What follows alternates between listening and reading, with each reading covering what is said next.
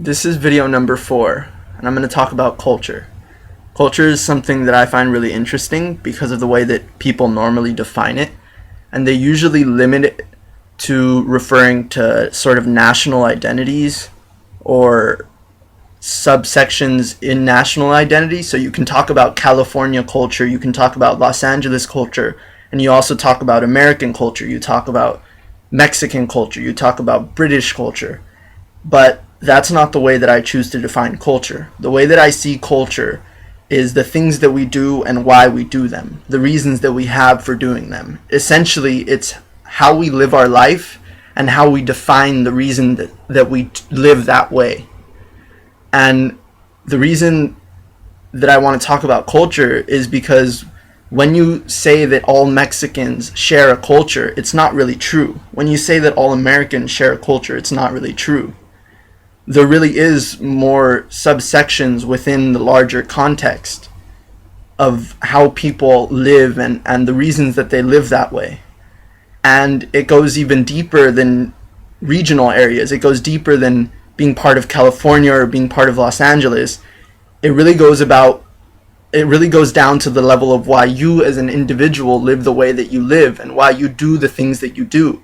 We all fill separate roles within the society that we live in.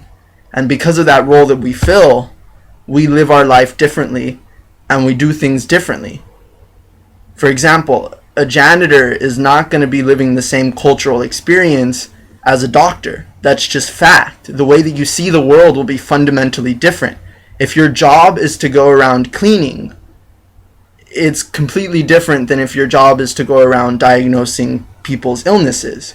That's just basic. A doctor will look at the world, is trained to look at the world through diagnosing people. And it doesn't mean they always do it, but it means that that's how their training comes in. Now, a doctor isn't just a doctor. So being a doctor doesn't entirely define their culture. It also comes from their parents, and it comes from who their parents' were. And it comes from the people that they interact with, the people that they choose to live with, and the reasons that they choose to live with those people. So the point that I'm getting at is that we all have an individual culture because the way that we choose to live our lives and the reasons that we have behind the way we choose our life is different for everybody. We can be living very similar lives and have fundamentally different reasons, or we can have basic underlying logics that coincide and yet live our lives completely differently in the way that we do things. But what's important is that we don't allow culture to divide us and to take away from the sense of humanity. In video number 3, I already talked about the fact that humanity is something that is just natural to being living, to being a living person.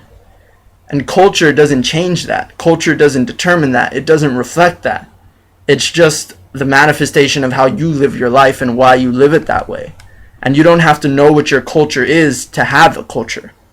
You don't have to sense it. You don't have to feel like you belong to a greater context. Because in reality, it's really just about you as an individual living out your life. Culture is not something that is broad sweeping across all the people who experience it. Culture is something that is very subjective, that is experienced by you and you alone. It's something that only you can define.